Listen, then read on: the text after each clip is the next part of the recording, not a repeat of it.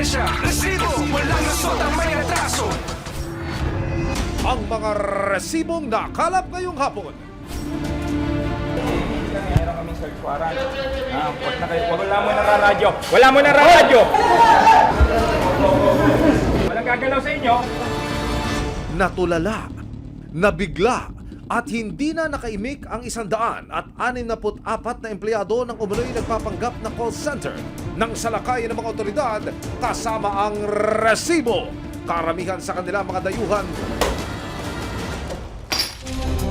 Bahagi ng 100 metrong flood control o slope protection project sa Arayat, Pampanga gumuho matapos ang tuloy-tuloy daw na pag-ulan. Ang kahabaan na ito, parte ng malawak na flood mitigation project na nagkakahalagang 91 million pesos.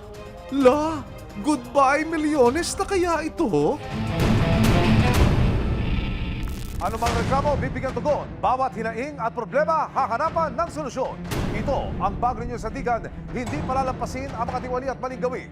Dito, walang ligtas ang abusado at lalong walang lusot ang may atraso. Dahil ang lahat, hahanapan natin ang resibo. Magandang hapon, ako po si Emil Sumangit.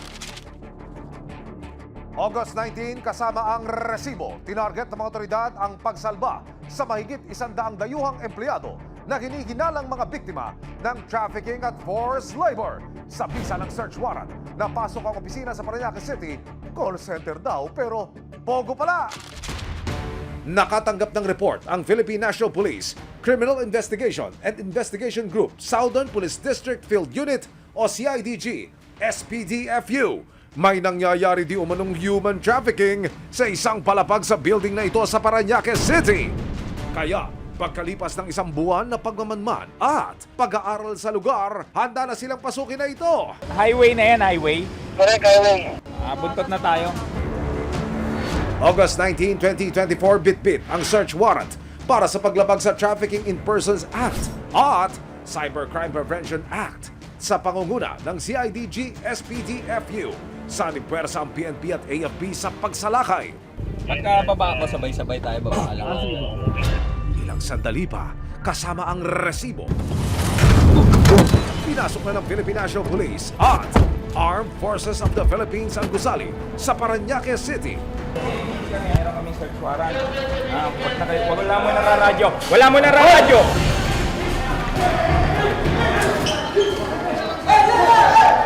Umakyat ang mga operatiba papunta sa ikapitong palapag ng gusali. At nang makarating sa ikapitong palapag, tumambad ang mahigit 100 dayuhang empleyado. Halika. Walang gagalaw sa inyo. Arestado ang lalaking nasa front desk ng opisina. Siya raw ang tumatayong occupant o nangungupakan sa gusali. May search warrant kami for violation of RA 9208 as amended in relation to Section 6 RA 10175 na-inisyo ng... Sorry, what you do? Naiintindihan niya, Marikina City, RTC. Ayon sa pagmamanman ng mga operatiba, love scam ang isinasagawa ng mga empleyado na nagtatrabaho rito. Ito yung makikipag-relasyon, itong mga nasa computer lang sa mga kababayan natin or sa ibang bansa. Kukunin nila yung loob hanggang sa mga ngako sila. May bibigay sila something na ipapadala kung sino yung receiver. Pero mga empleyado, mga undocumented at wala raw kaukulang papeles para magtrabaho sa Pilipinas. Kaya hinihinalang mga biktima sila ng human trafficking. Na pag-alaman namin na mayroong mga nagaganap na forced labor and pagkukuha nito mga passport nila. Ito ay kinoconfiscate ng employer nila. Sa gitna ng kumpol ng mga dayuhan, may isang Pilipinang lumitaw at nagpaunlak ng panayam sa resibo. Pogo na nagpapanggap daw bilang call center sa Parañaque City na timbog ng mga otoridad kasama ang resibo. Walang gagalaw sa inyo.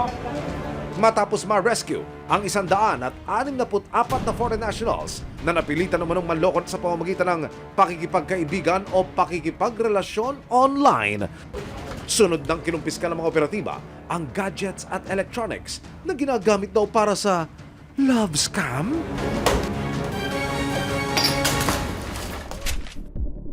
Effective today, all POGOs are banned.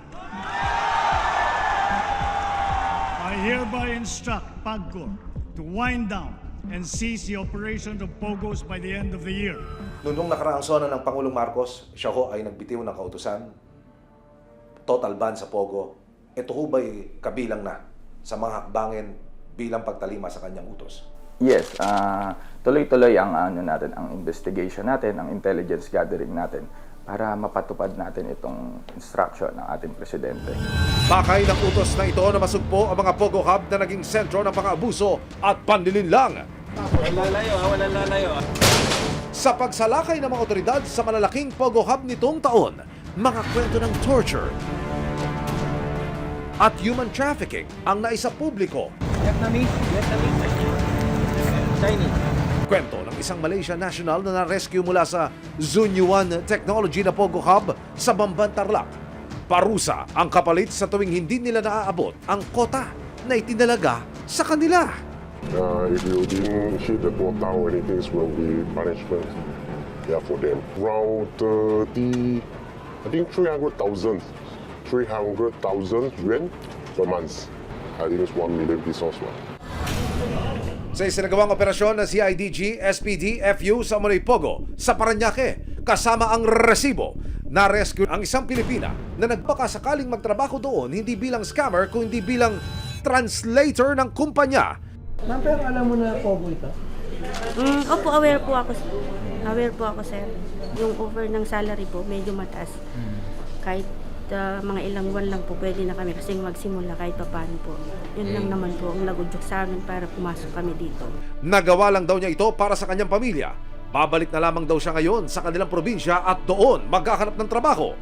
Natatakot po syempre po. Pero aware naman po kami talaga sa sinabi ng Pangulo. Yun lang yung kinakatakot namin. Kasi po, isa akong single mom, hindi ko po alam kung paano kami ngayon. Ayon sa CIDG, hindi man nila nahuli ang pinaka-mastermind sa likod ng Pogo sa Parañaque. Sinisiguro nilang patuloy pa rin ang kanilang paghahanap at investigasyon tungkol dito. May naaresto tayo na isang administrator doon sa floor ng building. Yung mga subject talaga natin ay wala doon. Itong isang nahuli natin, nakasuhan na rin natin siya. Yung ibang mga wala doon na mga boss dito, tuloy-tuloy pa rin ang investigation. Ano pong kasong kakaharapin ito? Nakasuhan natin sila ng human trafficking in relation sa RA 10175, cybercrime. Pagkatapos mahuli ang administrator, ma-rescue ang mahigit 100 foreign nationals at makumpiska ang mga computer bilang ebidensya. Dinala ang suspect sa Southern Police District Field Unit sa Taguig para pansamantalang i-detain habang i-turn over naman ang mga dayuhan sa Bureau of Immigration para sa document verification.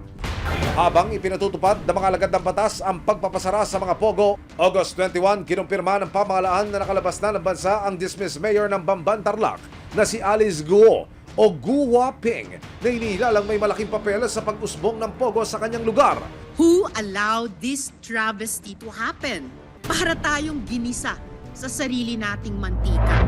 Nitong Huwebes, naharang na mga kawani ng Indonesian immigration ang kapatid ni Alice Guo at si Cassandra Ong na siyang itinuturong isa sa mga nasa likod ng Pogo Hub na Lucky South 99 sa Porac, Pampanga. Makalipas lang ang ilang oras, naibalik din ng Pilipinas ang dalawa. Pero hanggang ngayon, hindi pa rin matukoy ng mga opisyal kung paano nakalabas ng bansa ang dating alkalde. Para sa mga inatasang aksyonan ng mga nag-ooperate pang Pogo tulad ng CIDG, SPD, FU, hindi raw sila titigil hanggat wala nang nabibiktima ang mga Pogo. Pero nung babala na gusto kayong iparating dito ko sa mga nasa likod ng operasyon na ito, please. Talagang tuloy-tuloy ang pag-gather natin ng information at ng surveillance sa mga operator nitong illegal Pogo. Sa ating publiko, maaari silang magbigay na information kahit sa mga malalapit nilang police station or pwede rin na dumiretso sila sa tanggapan ng CID.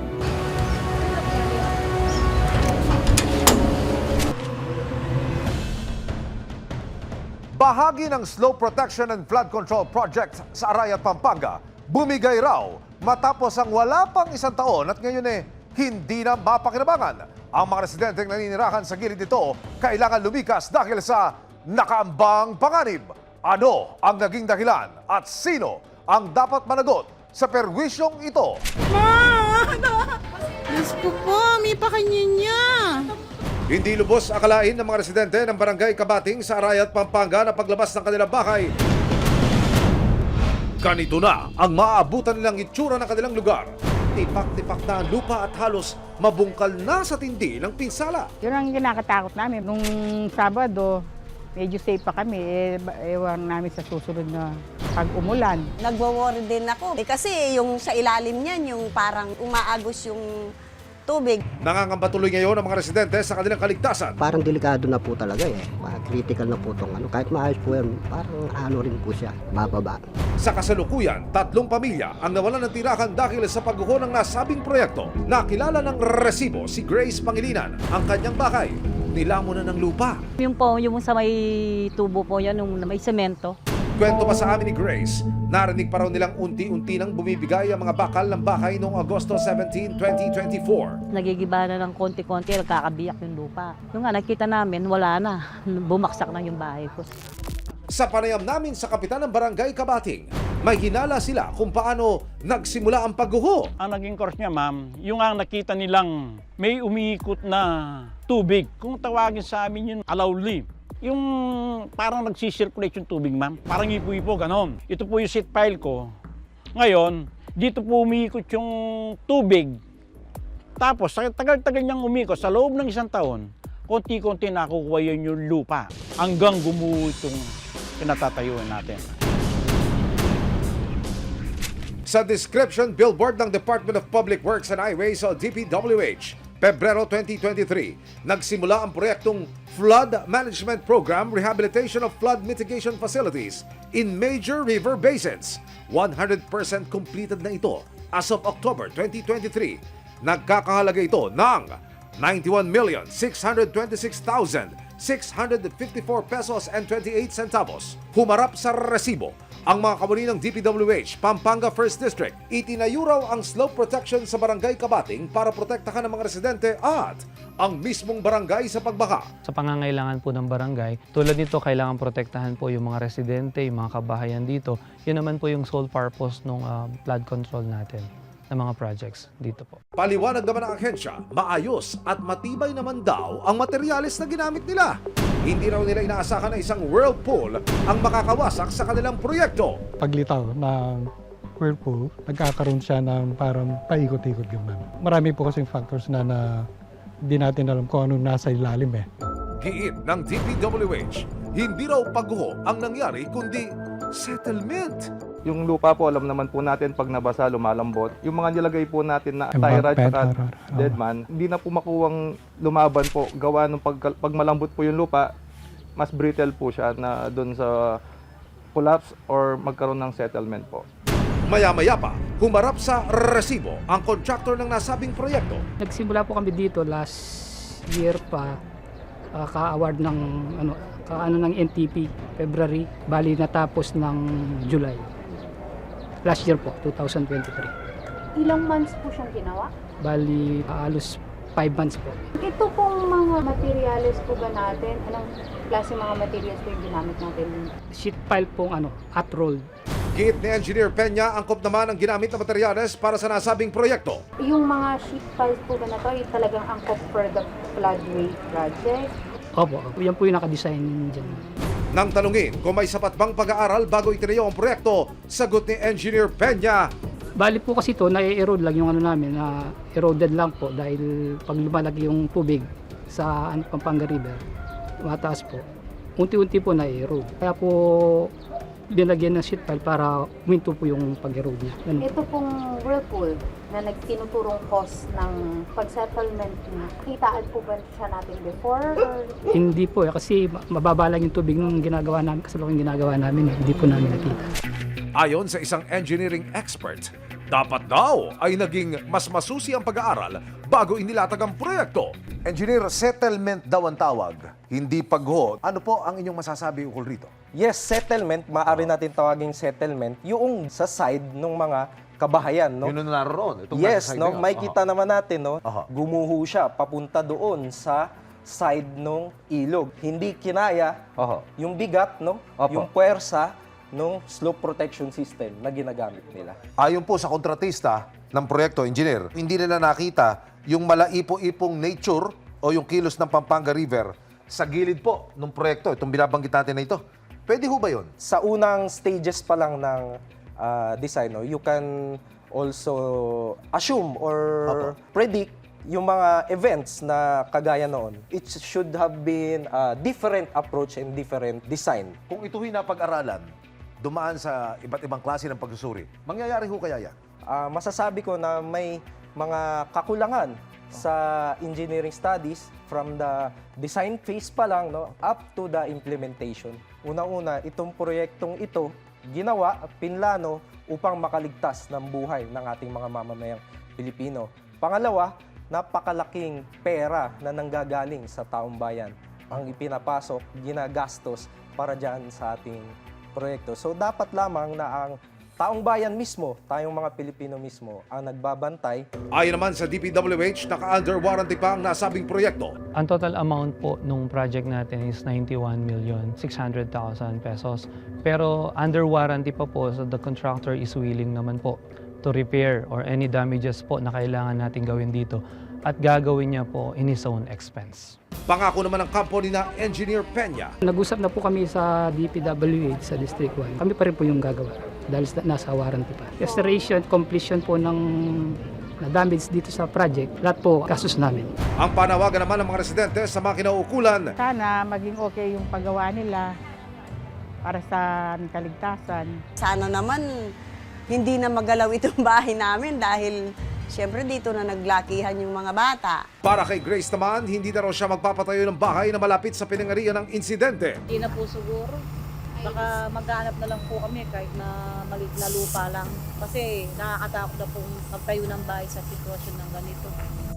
Aaralin din daw nila kung kailangang ayusin ang buong kahabaan nito o ang 30 metro lang na apektado. Sa pagtutulungan po ng ating mga kasamahan dito sa barangay, nagkaroon po na tayo ng palliative measures, lalo na yung pagsasandbagging po para maprotektahan po yung mga kabahayan dito, especially mga affected portion po. Bali yung design po natin yan is papalitan po natin, no? Kasi yung nakita nating seepage, dapat po yun lumabas po yun. Hindi po siya dapat ma-contain doon sa area. At hindi na masaturate po ulit yung ating bank. Actually po nagsasandbag na kami. Iniintay lang po namin yung design na para yung gagawin. Galing sa buwis ng taong bayan ng ganitong proyekto, kaya naman makalagang malaman na ang bawat sentimo, ginastos ng wasto at sa ngalan ng kaligtasan at kabuhayan ng mga residente. Kasama ang mga residente, aasa ang resibo na tototohanin ang mga pangakong pagsasaayos ng proyekto.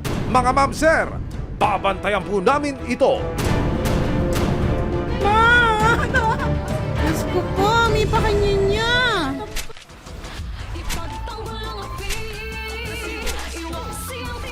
Sama-sama nating ituwid ang tiwali at baluktot, itakwil ang malinggawi at modus na bulok. Walang ligtas ang abusado at lalong walang lusot ang may atraso. Dahil ang lahat, hahanapan natin ang resibo. Hanggang sa muli, ako po si Emil Sumangil. May aksyon, may ebidensya, resibo, walang lusot ang may atraso.